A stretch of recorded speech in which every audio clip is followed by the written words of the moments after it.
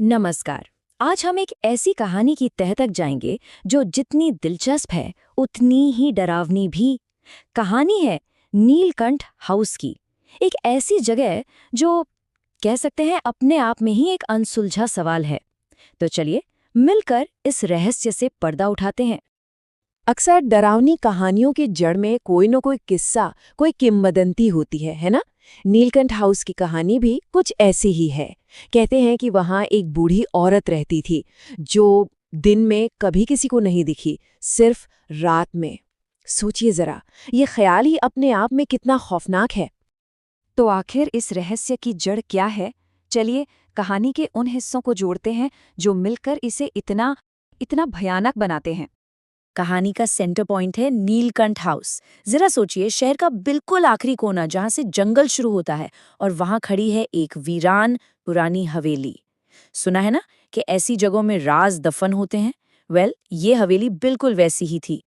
और इस वीरान हवेली में कौन था?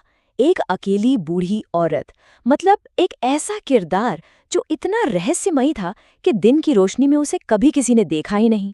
उसका होना या ना होना सब बस लोगों की बातों में था, किस्से कहानियों में।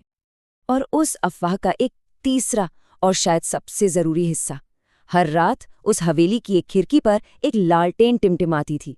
लोग कहते थे कि वो बूढ़ी औरत उस रोशनी में कुछ लिख रही होती है, पर क्या लिखती थी ये किसी को नहीं पता था। अब देखिए, जहां इतना गहरा रहस्य हो वहां कोई ना कोई तो सच की तलाश में निकलेगा ही। और बस यहीं से कहानी एक नया मोड़ लेती है। एक पत्रकार जो ठान लेता है कि वो इस पहेली को सुलझा कर ही रहेगा। इस पत्रकार का नाम था रितेश। वो इन सब अफवाहों से, इन किस्सों से तंग आ चुका था। उसने फैसला किया, बस बहुत हुआ। वो खुद जाएगा नीलकंठ हाउस और इस राज को खोलेगा। और फिर वो निकल पड़ा। आधी रात का वक्त, हाथ में सिर्फ एक कैमरा और एक टॉर्च। और जैसे ही वो हवेली के अंदर पहुंचा, अजीब चीजें होनी शुरू हो गईं।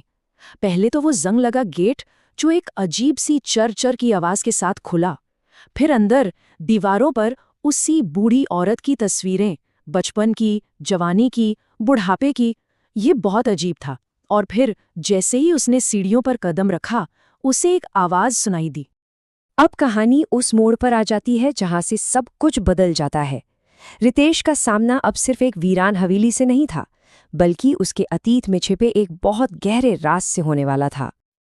ये आवाज कहाँ से आ रही थी? एक पुराने टेप रिकॉर्डर से। एक औरत की आवाज जो उसे जैसे कोई चेतावनी दे रही हो। सिर्फ एक लाइन, और उस एक लाइन ने वहां का पूरा माहौल ही बदल दिया। सवाल ये है कि ये किसके अतीत की बात थी? उस औरत के, या फिर रितेश के? उसी कमरे में उसे एक और चीज मिली, एक पुरानी डायरी।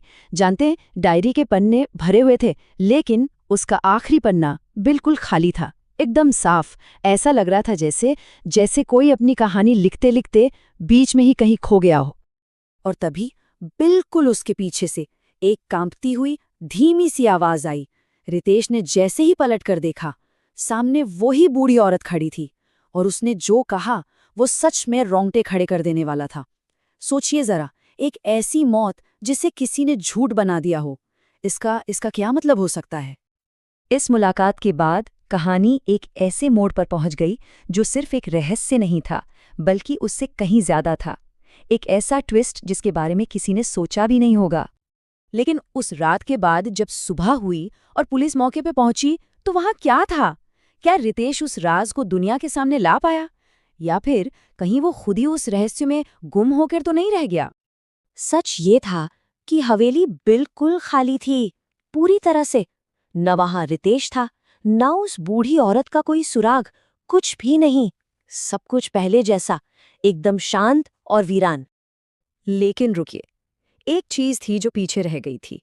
एक ऐसा सबूत जो भले ही पूरी कहानी नहीं बताता, पर एक ऐसा सच सामने रखता है जो शायद किसी भी कहानी से ज्यादा डरावना है।